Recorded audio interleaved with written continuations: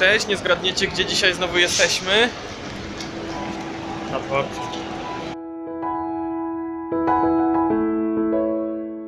Za nami są szafki na bagaże i szafki na bagaże karmimy monetami. Skąd weźmiemy monety? Jak nie mamy monety, weźmiemy tutaj z rozmieniarki. Wrzucamy na przykład 500 i wygraliśmy 500. Dzisiaj jest nasz ostatni dzień w Kanazawie. Wieczorem o 10 jedziemy do Tokio nocnym busem. I co? No i teraz połazimy tu po mieście jeszcze, spróbujemy znaleźć jakieś fajne miejsca. W ramach dzisiejszego zwiedzania postanowiliśmy wrócić pod zamek i znaleźć tę świątynię, której ostatnio nie odwiedziliśmy, bo przeszkodziła nam pora obiadowa. Dotarliśmy pod świątynię Oyama, która jak widać jest tutaj ciekawym punktem, bo jest rysowana przez wiele osób. I za mną widzimy bramę i główną wieżę. Wieża jest ciekawa o tyle, że łączy w sobie architekturę chińską, japońską i europejską. Europejską stąd, że były tu jakieś wpływy duńskie, używane są wielkie witraże i swojego czasu wieża ta była także używana jako latarnia morska. Przy świątyni oczywiście znajdziemy też otaczający ją park i w centrum miasta możemy się tutaj przejść brzegiem stawu wśród drzew.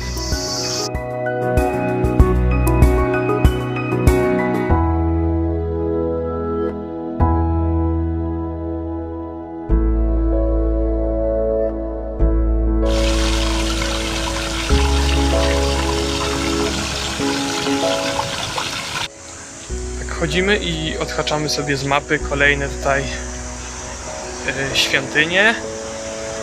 Każda ma swój tutaj klimat, każda ma coś specjalnego. To przejście dla pieszych możecie już kojarzyć. To jest to, w którym możemy przejść na ukos przez skrzyżowanie. I może zastanawialiście się, jak to jest zrobione, no bo przecież jak ludzie przechodzą na skos, to samochody w żadną stronę nie mogą jechać. I jest to zrobione po prostu tak, że wszyscy piesi, nieważne w którą stronę idą, dostają w jednym momencie zielone światło. Co w sumie ma sens.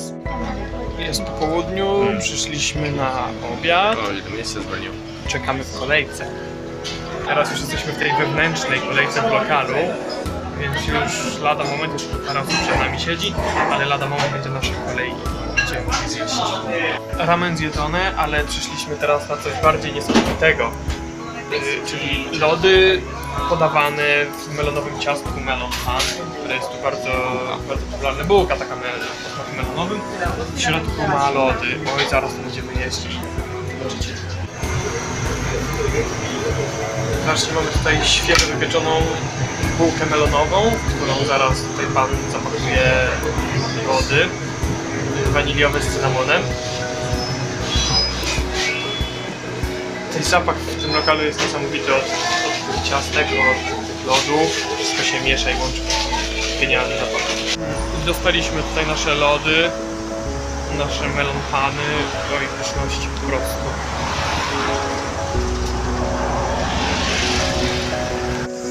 Tu w środku, oprócz ciastka, lodu, cynamonu i rodzynek, mamy też takie marshmallowki pyszne, które są oczywiście mięciutkie jak chmurka. Jesteśmy przy budowie i to, co za mną miga beznadziejnie, to jest LEDowa tablica. To naprawdę nie miga, tylko tak wygląda na nagraniu, więc nie bardzo mogę pokazać to, co chciałem. W każdym razie opowiem wam, tutaj przy placach budowy są takie ekrany, na których wyświetlane są informacje o zanieczyszczeniu powietrza w okolicy tego placu i o natężeniu hałasu. Mamy tutaj występy na żywo po centrum handlowym i dwie rzeczy. Pierwsze to jest to, że zobaczcie, że tutaj ludzie siedzą po prostu na ziemi, na chodniku. To w sumie zdarza się często. My wczoraj na przykład, siedząc na tym pokazie sztucznych ognisk, widzieliśmy dokładnie tak samo. I jakoś jest tutaj to normą, że jak coś się dzieje, to można sobie usiąść gdziekolwiek. A druga ciekawostka od Michała. Okazuje się, że Michał się czasami zna na niektórych rzeczach. W Japonii w szkołach, jeżeli chodzimy do szkoły, to jakby obowiązkowo musimy zapisać się do jakiegoś koła naukowego, koła zainteresowań. Zazwyczaj obowiązkowo.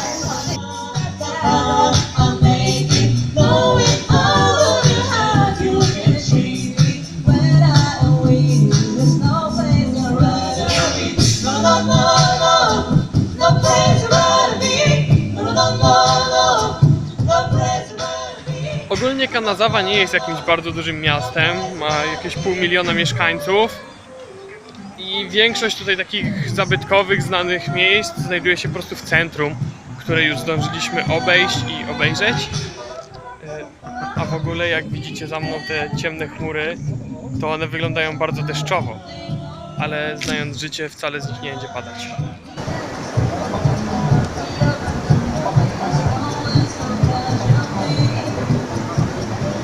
Odeszliśmy trochę dalej od centrum, idziemy sobie tutaj lokalnymi uliczkami i zwróćcie uwagę, jak tu wyglądają drzwi wejściowe.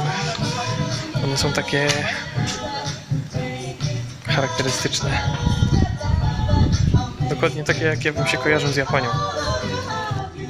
Patrzcie na tę bramę za mną, jest taka tradycyjna, japońska.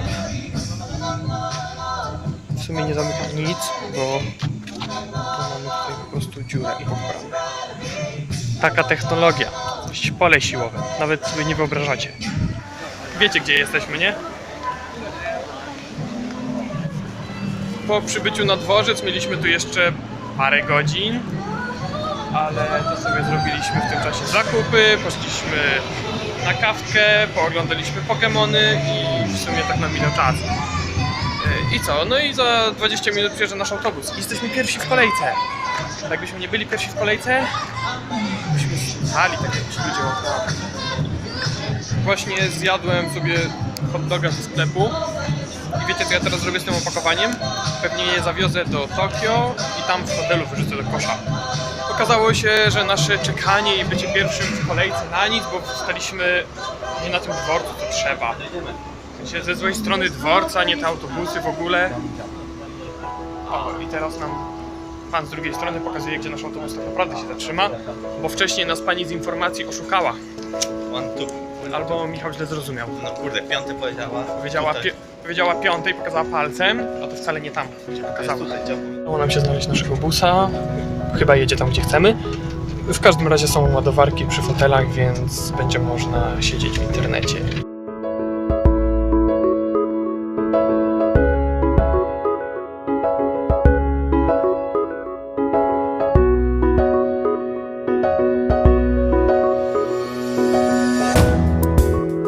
Nad miastem zebrały się ciemne chmury. Czy nasi dzielni podróżnicy zdążą przed czasem? Czy zdążą dojść do schronienia, w którym jest prąd, Wi-Fi i jedzenie? Tam. O! Tu widzieliśmy przykładowego autobusu,